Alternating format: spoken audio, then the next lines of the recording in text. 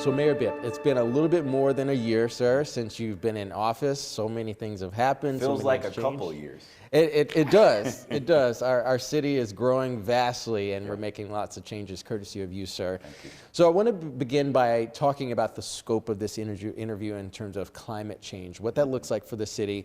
Has it still been a top issue of your administration since being in office? Absolutely. Climate justice and the work we're doing to advance sustainability is at the heart of everything we do here at City Hall. And this work has become even more important because of the work that I've taken on nationally as the vice chair of U.S. Climate Mayors.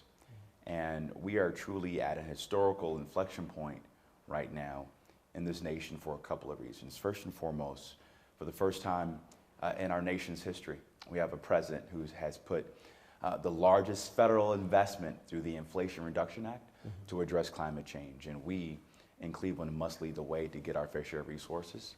Secondly, with the bipartisan infrastructure bill, this will create an historic opportunity for us to have better roads, better bridges, and make sure that the investments we make around transportation are really focused on sustainability and climate justice. And considering we are a legacy city in Cleveland with so many infrastructure needs, it's so important that we do it in a green and responsible way.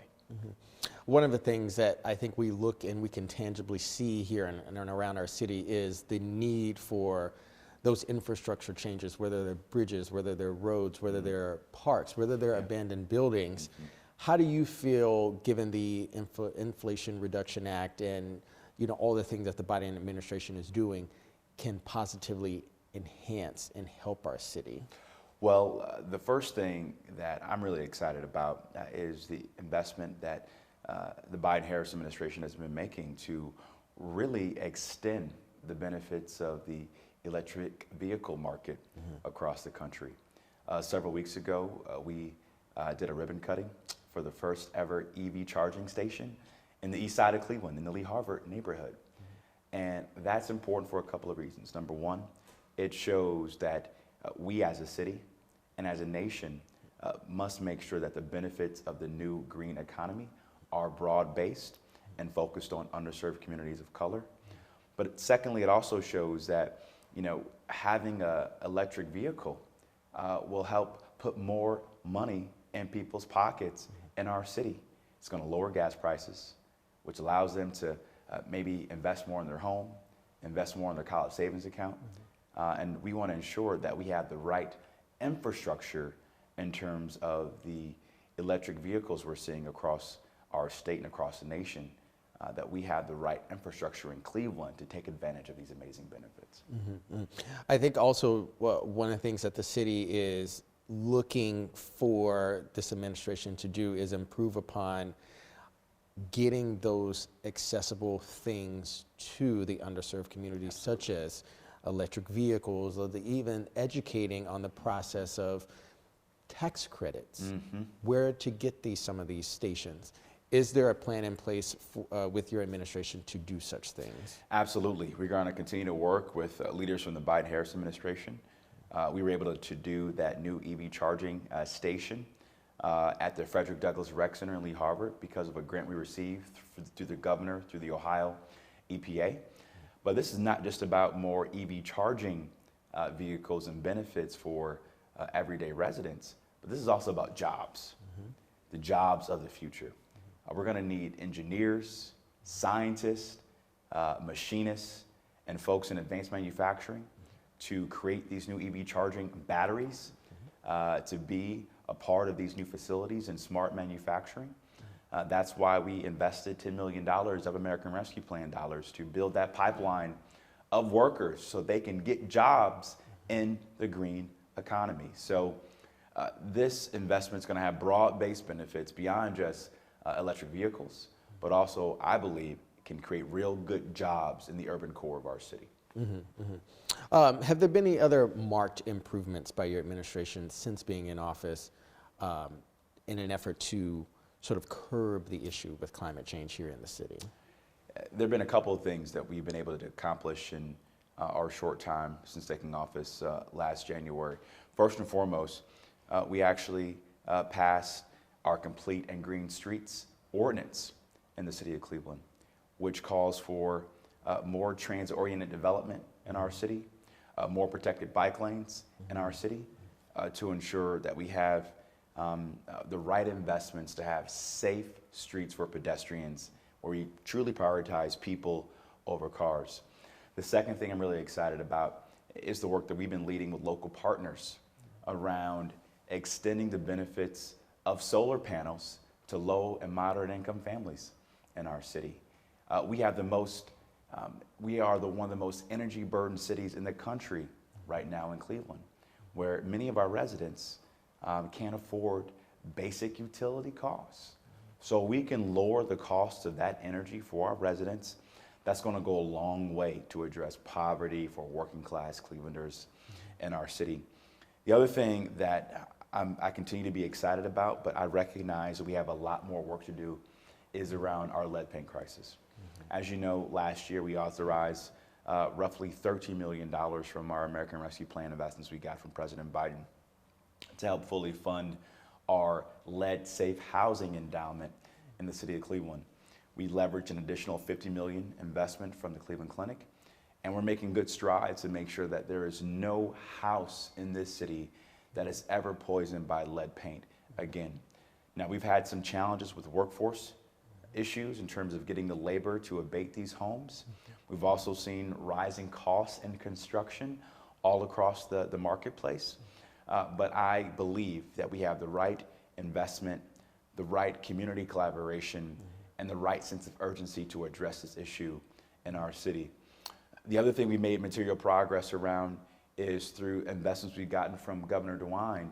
We made sure that we got rid of every lead water pipe, in every daycare facility in Cleveland.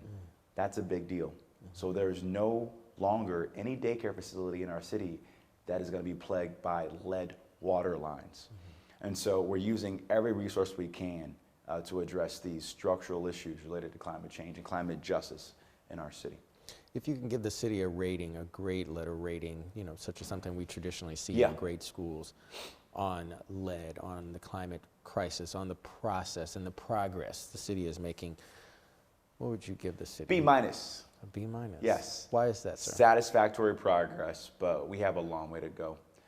And I think one of the things that we really need to focus on in the future is how we frame and talk about these issues. I was having a conversation with leaders through the Clinton Global Initiative, and we were meeting with mayors from across the country and really across the world. And Mayor Eric Adams from New York really framed this very nicely. He talked about the efforts they're trying to make in New York City with converting all of their public housing from gas stoves to electric stoves. And there was one tenant in public housing in New York who protested going to a brand new public housing facility with electric stove. You know why she protested? Why is that? Because she was in charge of making the greens at church on Sunday, and she didn't trust the ability of that electric stove to make the greens in the same way that she was born and raised to make the greens for church after Sunday service. Now, that might seem trite to most people, but if we don't find a way to bring people along, everyday working class people along, around why climate change is important, how it affects their lived experience, how it affects their pocketbook, how it affects their safety and security in their communities, we won't be doing our job as leaders. And I think that's the big task ahead of me as mayor and other leaders from across the community and really across the nation. We have to change the narrative about what this means to everyday people. I think also too, Mayor Bibb, that's an excellent example, in my personal opinion, of changing the misconception, the misnomer around things and products and tools that we have always used, such as a gas stove, to make our dinners. I was born and raised in Mississippi. I understand that 1,000%. I've heard my family talk about that. My grandmother wouldn't cook Sunday dinner on an electric stove. There's no trust there. No, absolutely not. The meat cannot turn out correctly. Exactly. It's interesting also with the New York mayor, Mayor Adams, too, and how he remarked on this particular instance. He actually had an interview not too long ago speaking about how New Yorkers can aid in the climate crisis and make those changes. And he spoke about the overconsumption of meats. He personally made the switch to a plant-based diet because of a personal health issue. Yeah. What do you say to that, wrapping all of this around this one topic for Clevelanders? Well, I'm personally not there yet. I applaud my brother and friend Merrick Adams for his conversion to a plant-based diet. I love Mount Pleasant barbecue way too much to go there quite yet. But I would say this: what we eat matters, and we need to have a serious conversation, particularly in underserved communities of color, about what we eat and how that affects our community, how it affects our diet, how it affects our long-term health. The other thing that I think is important to note is the work that we must do as a city to bring us back to being the forest city once again. It was one point in time that we had a tree canopy of over 90% in our city. Now it's almost less than 18% in the city of Cleveland. And when you look at it at a zip code level in our city, where we see the lowest levels of having trees is where we see the highest rates of asthma and the lowest air quality in our community. Where we see people living on heat islands is also where we see the highest rates of gun violence in Cleveland. And so climate change has a direct correlation to gun violence. Climate change has a direct correlation to the healthcare disparities that we see. Climate change has a direct correlation to economic opportunity and good paying jobs. And we must do a better job as a city and as a nation of making these connections. This is a two-part question for you, sir, given that what you just said. The first question is, have you had any, big corporate backing to help you with this initiative fighting, climate? And also, two, how has the tree canopy project gone since, receiving almost, I think, $1 million or so last year towards that, planting trees in the city, and also fighting violence, seeing that direct correlation? Yeah, I think we're off to a really solid start. We just recommissioned for the first time in years the city's tree commission, which is a major deal to get the right public and private sector buy-in to begin to reforest our city on a short and long-term basis. The other thing I would comment on is the work we must continue to do to engage the private sector. Excited to see the work that GCP, our Chamber of Commerce, has done to really convene corporations around their own ESG goals and how to make the business case to address climate change in our community. Our foundations have been amazing partners. Both the Cleveland Foundation and the Gun Foundation have been doing some great work in getting the public sector elevated to address some of these concerns as well too. A delegation of them went to a COP last year in Egypt. I attended virtually, but they really helped us elevate the conversation, both at the city and the county level, on the importance of climate change and what we need to do as a community, regionally as well, to address climate justice issues. The Decarbonization Summit is coming up next month, and I know there's a lot of fanfare around that. As far as climate enthusiasts and even meteorological enthusiasts. What is your goals of the summit? What do you hope to come out of this summit this year? Well, one of the things I want us to be able to do is, number one, really have tactical, tangible actions we can come out of the summit with to really make sure we achieve our decarbonization goals long term. I think secondly, making sure that there's complete buy-in with all the key stakeholders around the sense of urgency we need to have around decarbonizing our community. And then thirdly, really being clear about what our North Star is as a city and a region to really galvanize folks, to hold people accountable. Having a plan is great, but if you don't have clear action plans, clear metrics to hold people accountable, we won't achieve our goals long term, and that'll be a big part of our strategy for this upcoming decarbonization summit. So scientists have released a report within the past couple weeks on greenhouse gas emissions and needing to cut that in half globally by 2030 in order to, quote, maintain a livable future for all. What are your thoughts on this? And with 2030 not being that far away, it is creeping up very quickly.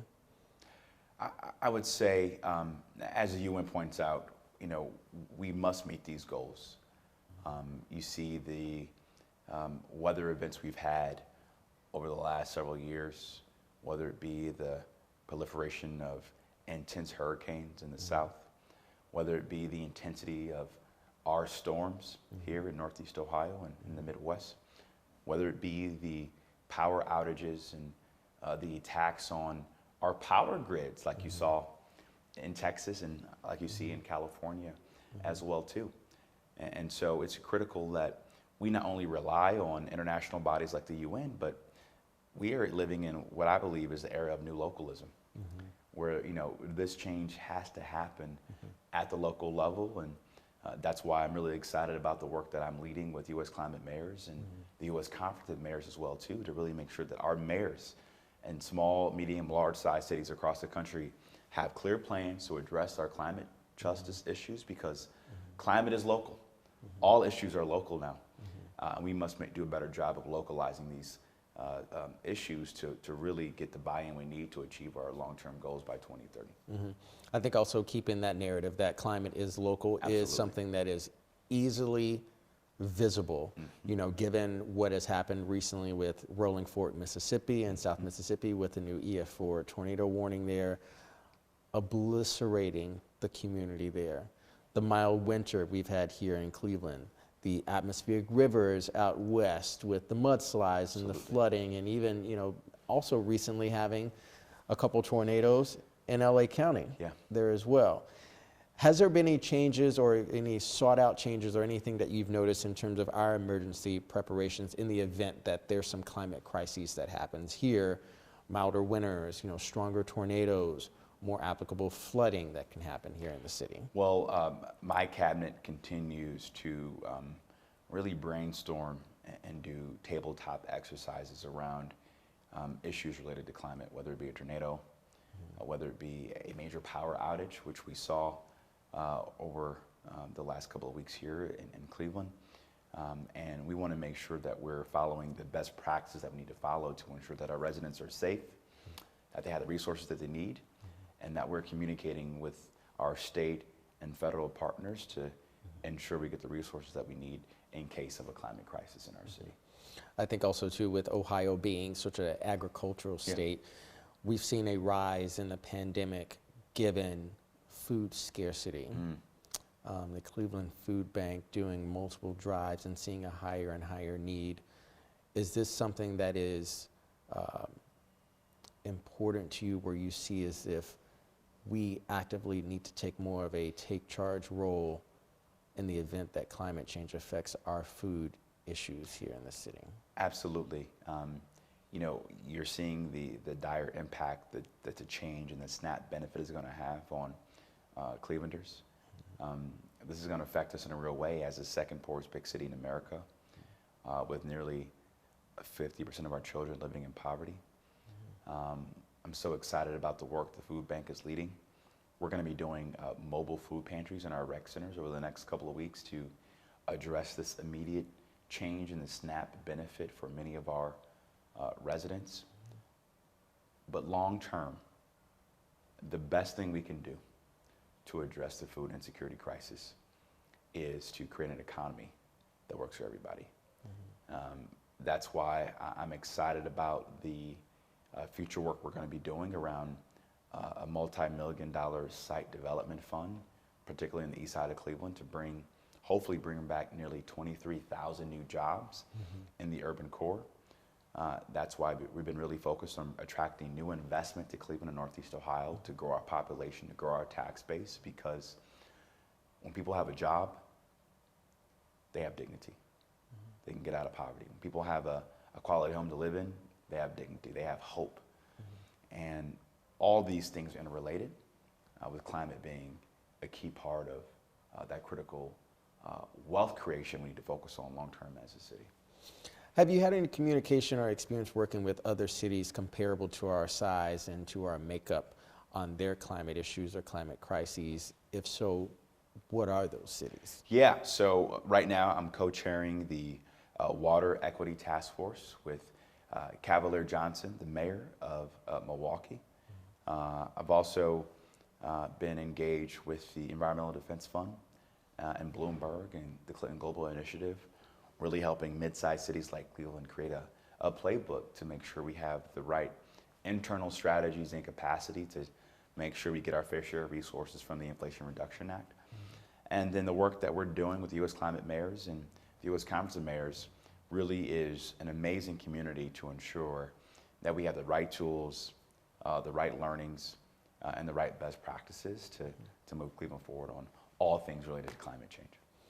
Given what we've seen in the past couple months with East Palestine and the issues the residents have had there in that area, and even in surrounding areas, we're not that far away here in Northeast Ohio, specifically Cleveland, with the possibility that there could be long-term climate agricultural issues for this community.